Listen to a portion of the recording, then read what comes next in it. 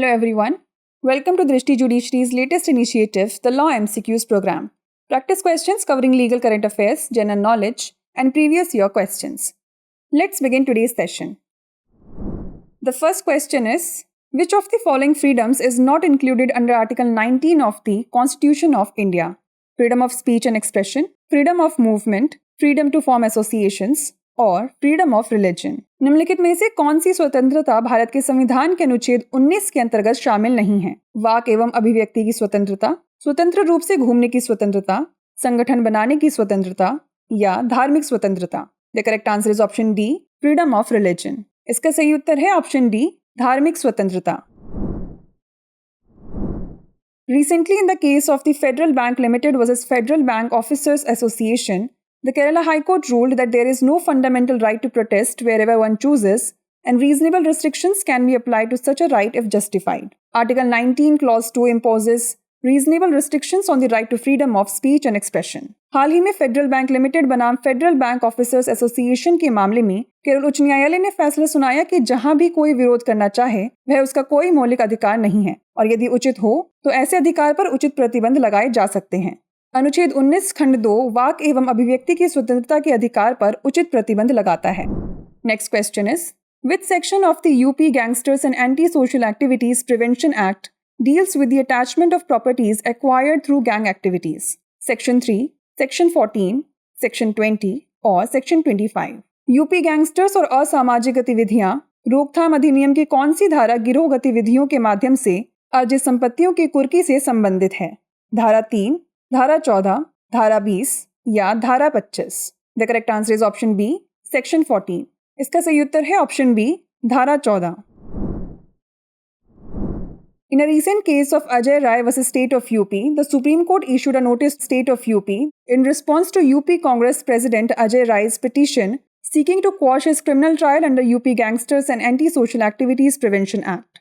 Section 14 of the UP Gangsters and Anti-Social Activities Prevention Act of 1986 deals with the attachment of properties believed to be acquired through the proceeds of gang activity or intended to be used for fostering gang-related activities. हाल ही में अजय राय बनाम उत्तर प्रदेश राज्य के मामले में सर्वोच्च न्यायालय ने उत्तर प्रदेश कांग्रेस अध्यक्ष अजय राय की याचिका के जवाब में उत्तर प्रदेश राज्य को नोटिस जारी किया, जिसमें उन्होंने उत्तर प्रदेश गैंगस्टर्स और असामाजिक गतिविधियां रोकथाम अधिनियम के तहत अपने खिलाफ चल रहे आपराधिक मुकदमे को रद्द करने की मांग की थी। उत्तर प्रदेश गैंगस्टर्स एवं असामाजिक गतिविधियां रोकथाम अधिनियम 1986 की धारा 14 उन संपत्तियों की कुर्की से संबंधित है जिनके बारे में माना जाता है कि वे गिरोह गतिविधियों से अर्जित की गई हैं या गिरोह से संबंधित गतिविधियों को बढ़ावा देने के लिए उपयोग की जाने वाली हैं।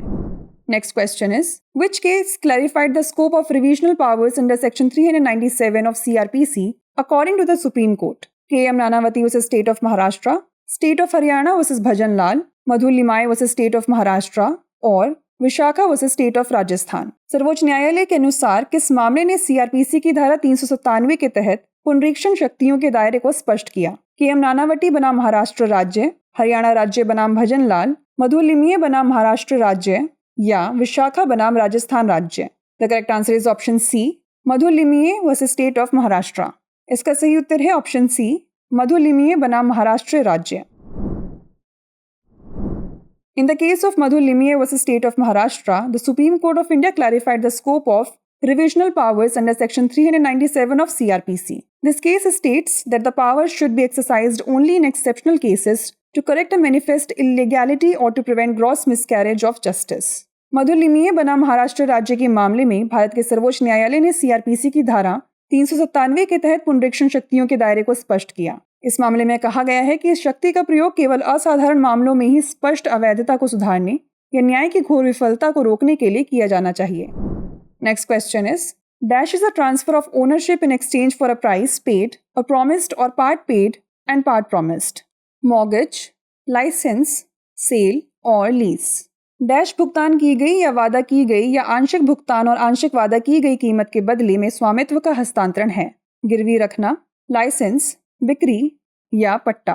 The correct answer is option C, sale. इसका सही उत्तर है ऑप्शन सी, बिक्री। A sale is a transaction between two parties where the ownership of goods, property or other assets is transferred from the seller to the buyer in exchange for a price that may be paid immediately, promised to be paid later और a combination of both part paid and part promised. बिक्री दो पक्षों के बीच एक लेन then है जिसमें माल, संपत्ति या अन्य परिसंपत्तियों का स्वामित्व विक्रेता से क्रेता को एक मूल्य के बदले में हस्तांतरित किया जाता है, जिसका भुगतान तुरंत किया जा सकता है, बाद में भुगतान करने का वादा किया जा सकता है या आंशिक रूप से भुगतान और आंशिक रूप से वादा किए गए मूल्य का संयोजन हो सकता है. The last question is, execution of document may be presumed if the documents are to be dash old, 10 years, 20 years, 30 years और 40 years. कितने वर्ष पुराने यदि दस्तावेज हो तो उन दस्तावेजों का कार्यान्वयन माना जा सकता है 10 साल, 20 साल, 30 साल या 40 साल. The correct answer is option C 30 years. इसका सही उत्तर है ऑप्शन सी 30 साल. Section 90 of the Indian Evidence Act, the execution of a document may be presumed if the document is 30 years old. This section permits courts to assume that a document, if over 30 years old and kept in appropriate custody, is authentic, including signatures and execution, unless proven otherwise. भारतीय साक्ष्य अधिनियम की धारा 90 के अनुसार यदि कोई दस्तावेज 30 वर्ष पुराना है तो उसे कार्यान्वयन को मान्य माना जा सकता है. यह धारा अदालतों को यह मानने की अनुमति देती है कि यदि कोई दस्तावेज 30 वर्ष से अधिक पुराना है और उचित अभिरक्षा में रखा गया है तो वह प्रामाणिक है, जिसमें हस्ताक्षर और कार्यान्वयन भी शामिल है जब तक कि अन्यथा साबित ना हो जाए. Before we wrap up, here's a question for you. The doctrine of lis pendens is explained in the famous case of dash. Mushar Sahu versus Hakim Lal, Muhammad Shafi versus Muhammad Sayyid, Tulku versus Mox Hay और Bellamy versus Sibine. lis pendens के सिद्धांत की किस प्रसिद्ध मामले में व्याख्या की गई है? मुसहर साहू बनाम हकीम लाल, मोहम्मद शफी बनाम मोहम्मद सईद, तुलक बनाम मोक्से या बेल्लामी बनाम सबाइन? इसका उत्तर हमें कमेंट सेक्शन में ज़रूर भेजिएगा. ऐसी और वीडियोस देखने के लिए लाइक, शेयर और सब्सक्राइब करना ना भूलें. धन्यवाद. डियर व्यूअर्स, अपने एग्जाम की तैयारी को और बेहतर करने के लिए हमारे चैनल को लाइक, शेयर और सब्सक्राइब करना न भूलें.